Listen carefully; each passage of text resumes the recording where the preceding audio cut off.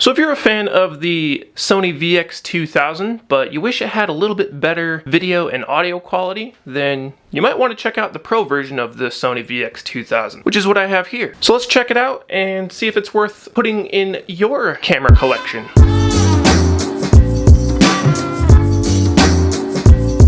Hey there, welcome back to my camera collection. As you can see, I have a new mic here. Well, kind of a new mic, I'll explain that in a second. But if you're new around here, we like to check out old school retro camcorders. So if you're into that kind of thing, maybe consider subscribing. So today we're taking a look at the Sony PD150. We'll go around and talk about the specs on this camera. Then we'll go around and check out the physical features of it. I'll give you some of my opinions on it. And at the end of the video, we will get some test footage out of this guy. So let's get into today's video. I got this camera off of eBay. I actually got it was untested, and I also got it with a PD170. I actually traded that camera with somebody on my Discord page for a Digital 8 Sony camcorder that will be reviewed in the near future. But yeah, I got this PD150 and a PD170. If you watched my review on the PD170, this is the previous model of it. So they made the PD150 and then they made the PD170. In similarities, this thing is extremely similar to a VX2000, and the Sony PD170 is extremely similar to a VX2100. These two, the 150 and the 170, are DV cams, so they have a little bit better video quality than the VX2000 and 2100, and they have XLR audio. The body style, if you put a VX2000 right next to this, they would look literally identical, just different color, and the handle has XLR inputs on it. Now you might be wondering why I have this new mic here. This is a XLR mic. I got it off of eBay. So if you don't know, the PD150 and the PD170, the only audio that they use is XLR audio. This one didn't come with a mic or even a mic bracket. I believe that this mic bracket's actually broken. Trying to find a mic bracket that can hold a shotgun mic is nearly impossible these days without buying another entirely full camera that has the bracket on it. You can get some different options and stuff out there, and I've been buying some little accessories here and there to be able to mount a XLR mic to the cold shoe up here. This is the mic that I bought for it, and I got it off of eBay. It's a brand new mic. It's from a company called 5Core. They're from India. I may or may not keep this. Let me know if you like the audio better from this mic versus my little wireless lavalier mic that I have. Let's get into the specs on this camera. So this camera was released in 2002, and the original price for it was $3,300, which, to be honest, being back then, I feel like that's a pretty reasonable price for what this camera was capable to do back in the day. Now you can record in two different formats. You can record in the DV cam mode or just regular DV mode. DV cam mode will give you a lot better video quality than DV mode will, and I believe you can record in 16:9 or 4:3 if you record in DV cam mode. It has a 1/3 inch 3CCD sensor in it. The 3CCD sensor creates 380,000 pixels. The optical zoom on this camera is 12 times optical zoom with a 20 times digital zoom and a 48 times digital zoom. So it doesn't zoom in super far with the digital, but I think that that's probably pretty good.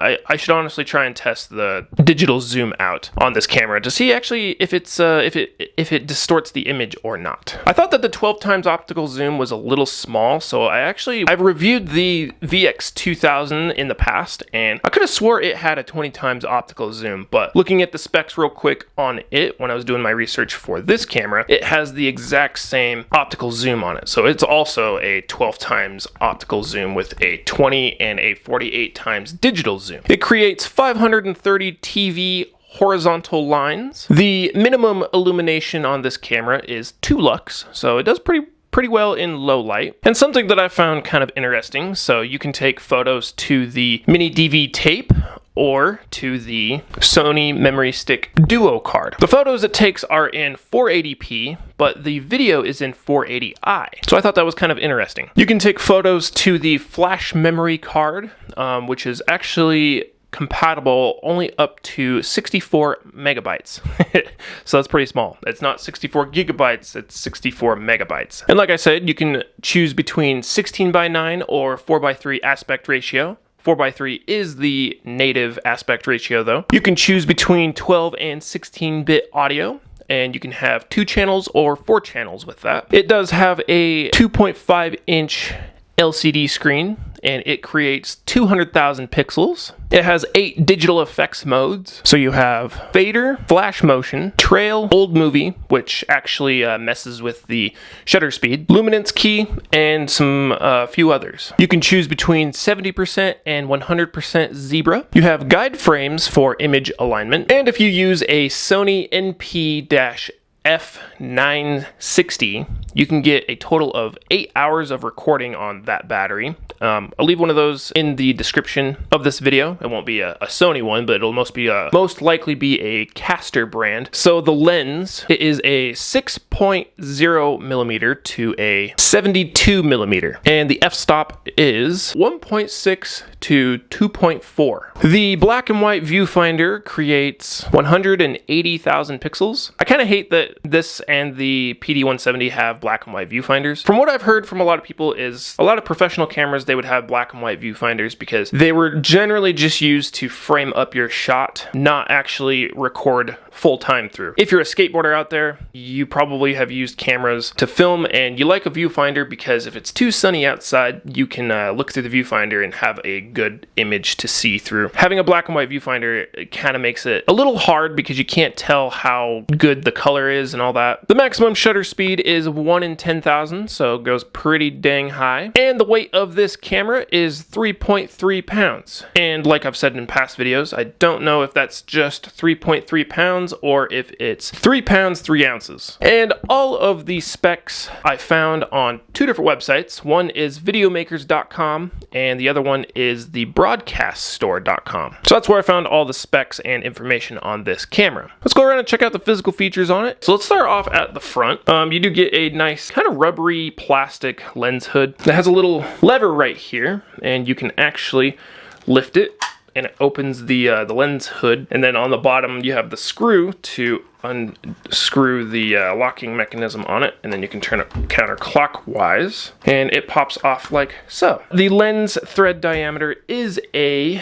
58 millimeter. So same size as the Sony VX2000 and 2100. So for all my skateboarders out there, you can run a 58mm Optica fisheye on here. Although I feel like Optica is starting to discontinue making those. So there's another company that I've seen on Amazon and eBay. I forget what the name of it is, but they literally look like identical to the Optica fisheyes. I'll leave a link to a 58mm fisheye in the description if you want one for your camera, because I know a lot of people have been wondering where I've been getting my fisheye and fish eyes from. It does have 2 manual rings on it, manual adjustment rings, which is the front one is a focus ring and the back one is a manual zoom ring. Coming back just a little bit, you do have a ND filter. I wasn't able to find the specs for the ND filter, but I'm gonna guess it's like a 1/8 and a 1/64. You have a index marker along with your focus switch here. So you have auto, manual, and infinity. Infinity just focuses as far out as it'll go. And then you have your push auto. So if you're in manual focus, you can push that and it will automatically focus and then kind of go back into manual focus. You do have your iris button here. Iris is your exposure. You got a little wheel right here, so when you do turn that on, it turns the manual exposure on, and then you can adjust it up and down with the little wheel with the plus and minus. You have a fader button down here. Along with that, you do have your backlight and your spotlight button. You have a little screen right here that tells you your battery life and your tape information. You got a little button here to open the screen. It kind of pulls back towards the back of the camera. On the inside of the screen, you do have a couple buttons here for the LCD brightness, so you can go up and down with the LCD brightness, along with your volume for playback, so you can adjust the volume up and down. You got a lot more functions here on the inside. You do get your display on and off, so you can turn the display on the screen on and off, along with, you know, if you're looking through the viewfinder. And then your memory stick functions here, so your play, index, and delete, along with your plus and minus, and your memory stick mix. Now, I don't have a memory stick, so I wasn't able to check that out and see what that all did. You have your date and time code here, along with your title, digital effects, and your menu, your TC/U bit button, and your zebra off 70, and 100%, along with your tiny little reset button. Next to the screen hinges, you do have some little holes right here that's kind of in a D shape, and that is your playback speaker. Closing the screen and go into the back of the camera, you do have your gain. You can turn your gain on and off, which is, it kind of helps with the exposure. You have your shutter speed on and off, and then your manual white balance on and off, along with your AE shift. So kind of like some different camera programs and stuff you can choose, like sports mode and twilight mode, a lot of different stuff like that. And then your auto lock switch here, so you can put it in complete auto mode, so you can't adjust anything manually, or you can put it right in the middle, which is pretty much just manual mode, and then you can go in and adjust stuff manually. Hold mode, so you can hold your presets, whatever you set them to, if you turn the camera off and turn it back on. You have your audio levels, so you can check those and adjust them as you need, and then you have a little wheel here to adjust those. It pushes in like a button, so it's actually how you get through the menu and all that as well. So you can scroll up and down in the menu, and you can push it in like a button to select things in the menu. You got this little silver slot right here, and that is your memory stick card, your Sony memory stick slot there. So you can take photos to that. The viewfinder, it adjusts, I would say 90 degrees. It doesn't slide out or anything, so it just pivots up and down. Right underneath, you have your focus adjust for the viewfinder, and you have a little switch right here that you can push, and the magnifier will actually slide, I believe it slides forward, and you can actually get in there and you can clean the screen if you need to, if there's a lot of dirt and hair and stuff like that in there. People's eyelashes falling out and stuff like that. Kind of gross to think about when you get these used cameras. Just next to the viewfinder, you do have your battery release button, so you can push it down and your battery will slide up and out. You get your record button down here, along with your power switch and your VCR mode, so playback mode. And then in the center is off. You can go to record mode, and then you can go to picture mode, or the mode to go into the memory stick menu if you have one. If you seem to accidentally always go into that, you do have this little lock switch right here that you can push forward, and it will prevent you from going past the record mode into picture mode. You do have your tape eject switch here, and this camera does read tapes very well. It doesn't have dirty tape heads or anything like that. You got a little push button right here too, so when you load your tape in and you close it and it goes down and does its thing, you want to close the door. You have to push that for the door to lock into place. If you don't, it will just kind of flop. It won't lock in unless you push that little button. You got a couple compartments here behind these little rubber doors. This green one here, which is your headphone jack, so you can monitor your audio. It is a 3.5mm jack, along with your LANC, this blue one here, so you can have a 2.5mm jack, and you can actually plug in a wired remote. You got this bigger one here, and this is all of your video output and input functions. So at the top you got S video, you do have the full RCA colors here, and then at the bottom you do have your Firewire plugin, or your DV plugin, which is a in and out source. Moving back here up on top, you got your photo button. You got your rocker zoom here. Sony always has extremely nice and smooth zooms on their cameras. Kind of on the back of the handle, there's a little infrared receiver. So if you have the camera on like a tripod or something, you can use a wired remote that would come with these, and you could control the camera, start recording, zoom in, take pictures. Along with that, you do have a custom preset button here, so you can adjust your presets. You do get another record button here up on top of the body. It does have your XLR inputs here. You have a spot for a channel 1 and a channel 2. Unfortunately, the XLR mic bracket, or some people call it a shock mount, I believe it has been broken off, and that is something that I want to gripe about. Well, no, we'll gripe about it in the opinion section of this. On top, you do have a cold shoe. I find it a little strange because the cold shoe, usually on cameras, you'd slide the whatever accessory that you have, you'd slide it in from the back, but this one slides in from the front. So just a little different on that. Not a terrible make or break thing. It's just muscle memory. I get used to sliding things in from the back and not the front. So I'm sitting there going like, huh? Oh, you gotta slide it in from the front. And then on the left side of the handle, you do have a bunch of different switches for your XLR inputs. You have a record, check, select switch here for channel 1 and channel 2. Along with, you can just go to channel 1. You have input level select, so you have line, mic attachment. And you have your phantom power, I believe that's what that's called, is 48 plus volt, and that is on for some reason. We don't need that because we ain't running no XLR. And you have your input levels for your input 2. So you have line, mic, and mic attachment, along with your 48 volt phantom power on or off. I'm gonna go ahead and turn that off as well, because again, there is no XLR output on this right now. I believe other than that, that is pretty much all the physical features on it. The bottom of the camera is pretty clean. There's not too many scratches on it. Usually camcorders and cameras, the bottom of the cameras are always the parts that are usually the most scratched, just because people slide them around on tables and they're, you know, mounting them to tripods and stuff. So this one's not too bad. And I said that this camera's from 2002, which it is. The Sony PD150 was released in 2002, but looking at the sticker on the bottom, there is a 3C. So this one is actually from 2003, and it was manufactured in the third quarter of 2003. So I actually forgot one thing on here, and just underneath the handle, the playback functions, you have all your buttons that light up orange, a very traditional thing that Sony used to do for all your playback functions. So it's right underneath the handle. I always forget the little things here.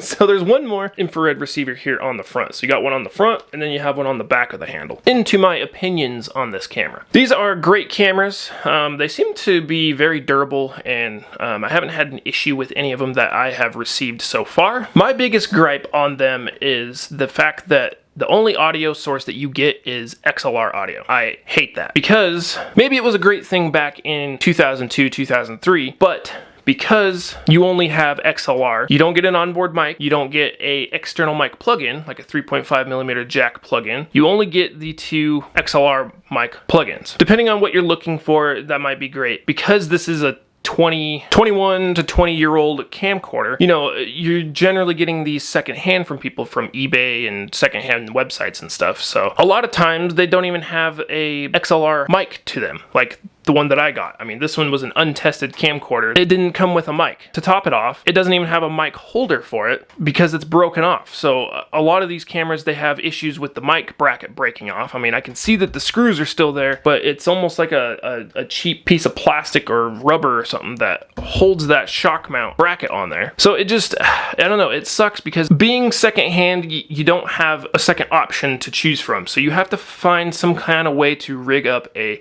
XLR mic. Honestly, a lot of XLR mics out there are like hundreds of dollars, and it's just the mic. You don't even get the mounting system for it. If you want to mount it right on top of the cold shoe, well, then you're still going to have this thing that sticks out directly straight, or it's going to stick out right in the back.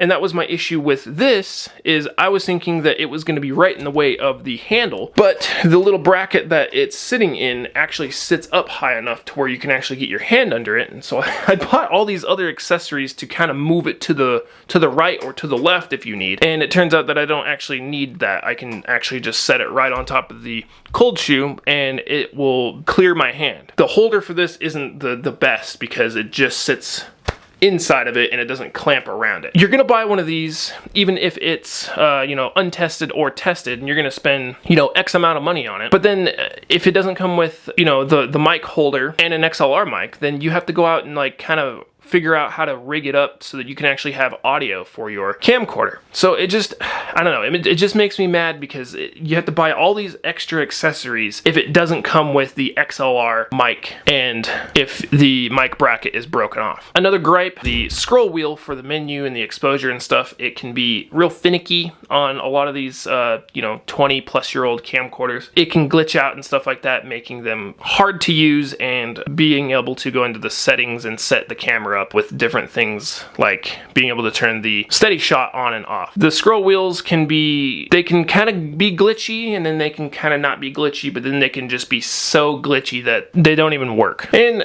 I think the zoom on this camcorder is pretty low. 12 times optical zoom is pretty low, but I think the digital zoom is not too high to where I think it'll distort the image too much. So even if you just use like the 20 times optical zoom, I think you should be okay. It might distort the image just slightly, but I don't think it would be too bad. So that's kind of my opinions on it. But yeah, I will be selling this camera. It will be on my eBay store. If you are looking for a PD150 for yourself, I'll leave a link to all of the products that I'm putting with this camera as well.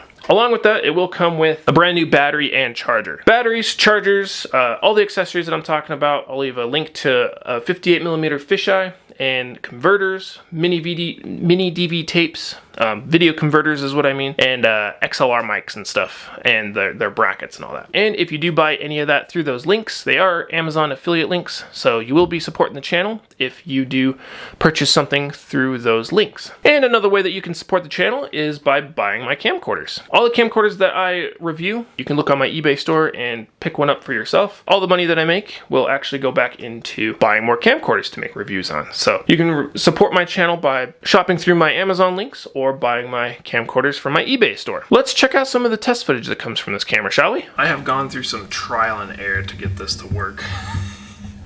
And this is just such a crazy, giant contraption.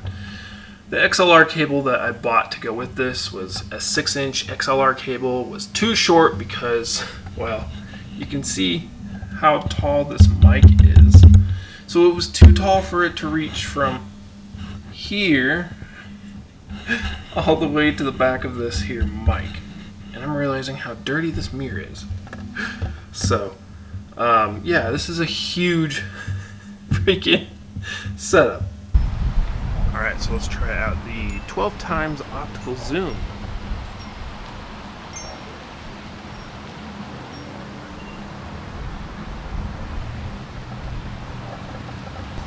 Okay, now we will try the 24 times digital zoom.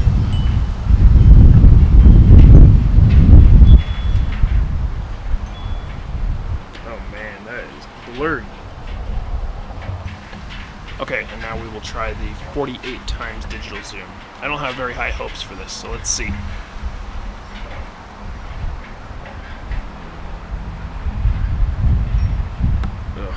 Yeah, not great. It doesn't have a very clear image, that's for sure. So I definitely recommend only using a portion of the 24 times.